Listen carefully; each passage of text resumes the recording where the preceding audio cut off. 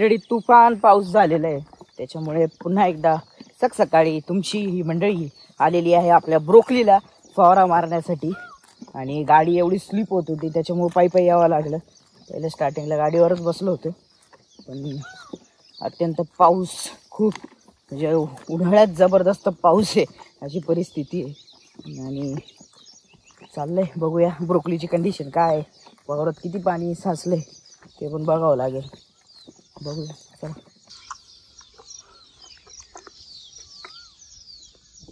बघा मंडळी, आपलं हे एवढंसं बाकी होता हा पॅच, अजूनही तसाच पावसामुळे पडून राहिलाय. पूर्ण पॅच पूर्ण असं कच्च भरलंय. आता ह्याच्यापेक्षा बेकार असं अजून काही कंडिशन होऊ शकत नाही.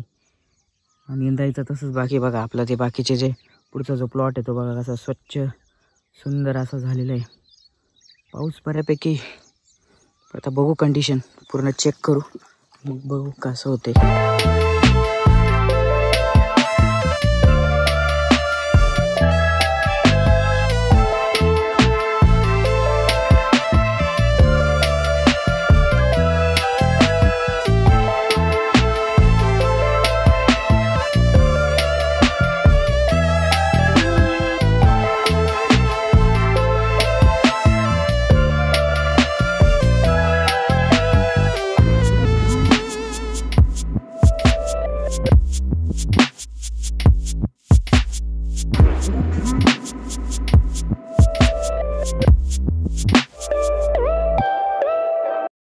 राम राम मंडळी, कसं चाललंय? बरं चाललंय ना? तर बरंच चालू द्या मंडळी. पुन्हा एकदा स्वागत आहे तुमच्या ह्या रावडी मंडळींच्या शेतीच्या व्लॉग्समध्ये. आणि तुम्हाला माहिती आहे तुमची रावडी मंडळीने हाती घेतलेली आहे शेती, ती पण ब्रोकली करण्याची. आणि मंडळी आता सध्या परिस्थिती मागील 2 भागांमध्ये जर तुम्ही बघितलं असेल तर तुम्हाला कळालंच असेल की अवकाळी पाऊस सुरू झालेला आहे.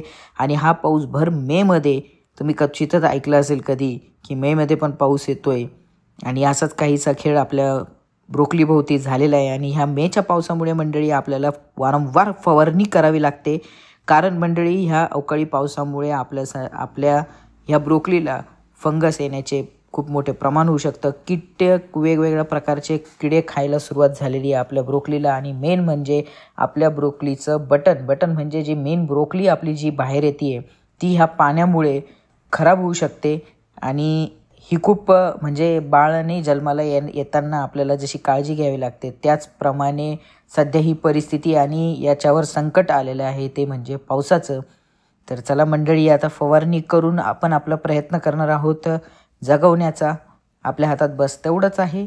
आणि फवारणी केल्यानंतर बघू किती झाडं आपले जिवंत राहू शकतात. एवढ्या मोठ्या वावराला फवारणी कंटिन्यू करणं म्हणजे खूप अवघड आहे. काल संध्याकाळपर्यंत काम करत होतो आणि ते काम निपटून परत सकाळी उठून 5 वाजताच आपण आता फवारणी करायला आलेलो आहेत. कारण आपल्याला टाईम पण सांभाळायचा आहे. वेळीच जर फवारणी केली तरच गोष्टी आपल्या हातात काहीतरी राहू शकतात.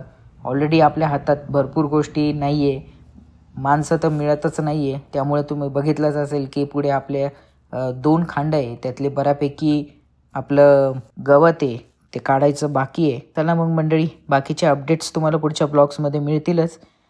आणि तुम्ही आनंद घ्या आमच्याबरोबर या ब्रोकलीच्या शेतीचा.